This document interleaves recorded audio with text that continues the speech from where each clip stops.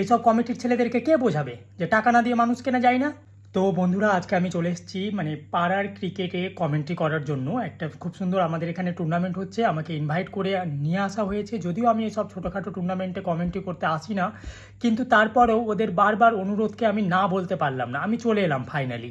আর আমি এসেছিলাম একটা সুন্দর কালারফুল মানে টি শার্ট পরে আর কি। তো আমাকে কমিটির লোকেরা, ছেলেরা সবাই বললো যে আরে আপনাকে ছাপড়ির মতো লাগছে, বলে ওরা আমাকে এই টি শার্টটা পরালো আর কি, হোয়াইট টি শার্টটা দিয়ে বললো এবার নাকি খুব ভালো লাগছে। তো যাই হোক, সেটা আলাদা ব্যাপার।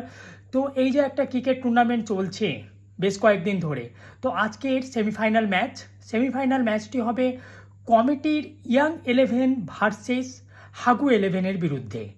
আমি মানে নামটা শুনে আমার খুব বাজে লেগেছে যে কেন এরকম একটা নাম, কেন হাগু 11 কেন। তো আমি আবার হাগু 11-এর ক্যাপ্টেনকে ডাকলাম, দিয়ে বললাম ভাই তোমাদের মানে টিমের নামটা হাগু 11 কেন। দিয়ে আমাকেও আবার এক্সপ্লেন করলো সুন্দরভাবে, দিয়ে বললো যে আরে স্যার আপনি জানেন না, আমাদের মানে প্লেয়ারদের খেলতে খেলতে হাগু পেয়ে যায় তাই।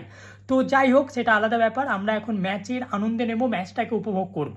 এক্ষুনি টস হবে, আমরা দেখতে পাচ্ছি টস হয়ে যাবে আর কি। তবে এখানে কমিটির টিমের ইয়াং 11-এর সদস্যরা বসেছিল, কমিটির সবাই ওদেরকে বলছিল যে টস করতেই থাকবি যতক্ষণ না তোরা টসে জিতবি, কারণ টসে জিতে তোদেরকে ফিল্ডিং নিতেই হবে।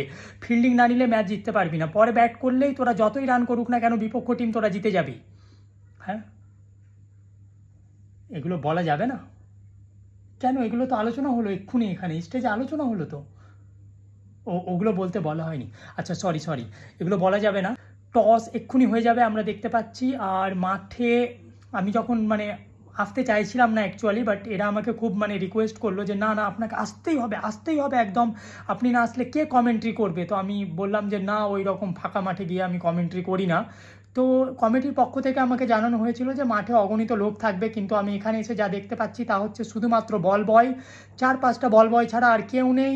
তাদেরকেও আবার জোর করে আমি দেখলাম চকলেট দিয়ে রাখা হয়েছে, না হলে তারাও চলে যাচ্ছিল। কি এটাও বলা যাবে না? আরে তো আমি কি বলবো, এখন তো খেলাও শুরু হয়নি। হ্যাঁ আমি চলে যাবো, এভাবে হয় নাকি কমেন্টে? আমি কি বলবো এখন? আমি কি এমনি এমনি মুখ নাড়াবো এখানে?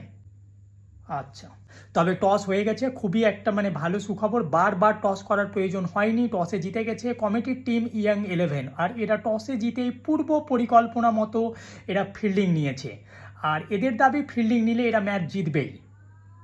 ও না, ম্যাচ যারা ভালো খেলবে ওরা জিতবে, আমাকে নিষেধ করা হচ্ছে এইভাবে বলার জন্য। ঠিক আছে, আমি বলবো না। দুজন আম্পায়ার এক্ষুনি প্রবেশ করবে মাঠের মধ্যে, ওদেরকে বুঝিয়ে বলা হচ্ছে। ওরা জাস্ট আমার পাশেই বসেছিল, কমিটির কয়েকটা ছেলে ওদেরকে বলছিল যে ঠিক আছে তোমরা যাও আম্পায়ার হিসাবে, তবে দেখো ইয়াং 11-ই জিতবে, সে ভালো খেলুক আর নাই বা খেলুক, কারণ ওরা কমিটির টিম। এটাও বলা যাবে না? আরে তো এইসব আলোচনাগুলো দূরে গিয়ে করো না, এখানেই করো কেন?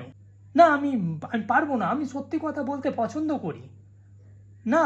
না হলে আমাকে নামিয়ে দাও, আমি আমি চলে যাবো। আচ্ছা ঠিক আছে তাহলে বলি এবার। এক্ষুনি আমরা দেখতে পাচ্ছি খেলা শুরু হয়ে যাবে, সেমিফাইনাল ম্যাচ।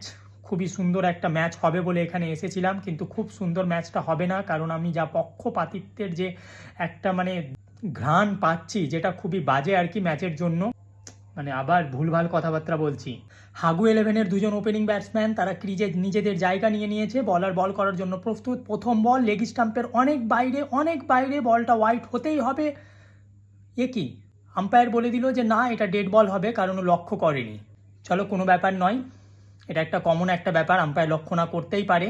যেহেতু লেগ স্টাম্পের বাইরে বল ছিল, তাহলে আরও লক্ষ্য করা উচিত না। ঠিক আছে, এইভাবে প্রথম ওভারের খেলা এখানেই শেষ হলো। প্রথম ওভার শেষে তাদের রান সংখ্যা মাত্র 11। একই ব্যাটসম্যান এসে আম্পায়ারকে বলছে যে না, প্রথম ওভারে মাত্র 5টি বল হয়েছিল, আপনি ওভার দিলেন কেন? আম্পায়ার কি বলছে আমরা সেটা এখান থেকে শুনতে পাচ্ছি না, তবে আম্পায়ারের হাতের ইশারায় যেটা বোঝাতে চাইছে তাতে আমরা স্পষ্ট বুঝতে পারছি। আম্পায়ার বলে দিচ্ছে যে আমরা যেটা বলবো সেটাই তোমাকে মেনে নিতে হবে, কারণ সেটাই হচ্ছে চূড়ান্ত সিদ্ধান্ত। তবে এখানে আমি হাগু একাদশকে অনুরোধ করব, তাদের পুরো টিমকে অনুরোধ করব যে তোমরা মাঠের বাইরে থেকে বলগুলো গণে রাখো, পারলে জোরে জোরে চিল্লিয়ে গণো, কারণ তোমরা খেলছো কমিটির ইয়াং 11-এর বিরুদ্ধে। তো তোমাদের সঙ্গে চিটিং হওয়াটা কোনো বড় ব্যাপার নয়। কি? আরে ওদের সতর্ক করছি, ওরা কাউন্ট করবে, প্রবলেম হবে না না? আচ্ছা ঠিক আছে, আমি বুঝে গেছি। তবে প্রথম ইনিংস শেষ হলো, হাগু একাদশ 6 ওভারে 143 রান করেছে। 144 রানের লক্ষ্যমাত্রা নিয়ে নামবে কমিটির টিম ইয়াং একাদশ।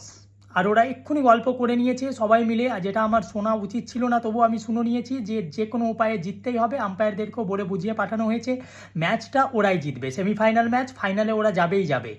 তো নেমে গেছে প্রথম বল হাগু 11-এর তরফ থেকে, কেউ একজন বলার বল করছে, বল প্রথম বল এবং সুন্দর সিক্স। আম্পায়ার জানিয়ে দিল নো বল। সবাই জিজ্ঞেস করছে নো বল কেন, নো বল কেন? আম্পায়ার জানিয়ে দিয়েছে সে এই বলটি লক্ষ্য করেনি। বিপক্ষ টিম হাগু 11-এর ক্যাপ্টেন আম্পায়ারকে জানানোর জন্য এসেছে যে আমরাও প্রথম বলটি আপনি লক্ষ্য করেছিলেন না, ওয়াইড ছিল, কিন্তু ওই বলটাকে আপনি ডেড দিয়েছিলেন, এখন লক্ষ্য করেননি, 6 হয়েছে, আপনি বলটাকে নো কেন দিচ্ছেন?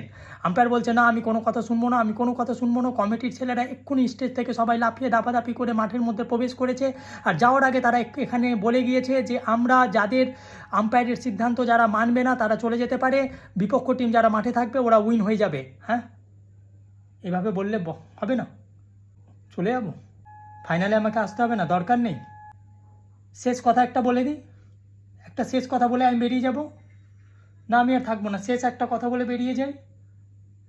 তো বন্ধুরা, মানে এখানে সত্যি কথা বলা যাবে না, সত্যি কথা বলার অপরাধে আমাকে এখান থেকে কমেন্টটি ছেড়ে দিয়ে চলে যেতে হচ্ছে, কারণ আমি কমিটির সত্য কথাগুলোকে বলে দিচ্ছি যেগুলো বলার জন্য আমাকে ডাকা হয়নি। কিন্তু কি করব, আমাকে কি ওরা টাকা দিয়েছে কমেন্ট্রি করার জন্য? এইসব কমিটির ছেলেদেরকে কে বোঝাবে যে টাকা না দিয়ে মানুষ কেনা যায় না? আমাকে কিছু টাকা দিলেই পারতো, এইসব সত্যি কথাগুলো আমি বলতাম না, কমিটির টিমের হয়েই বলতাম। হাগু একাদশের হয়ে বলার আমার কি দরকার ছিল? হাগু একাদশটা কি আমার নিজস্ব টিম নাকি?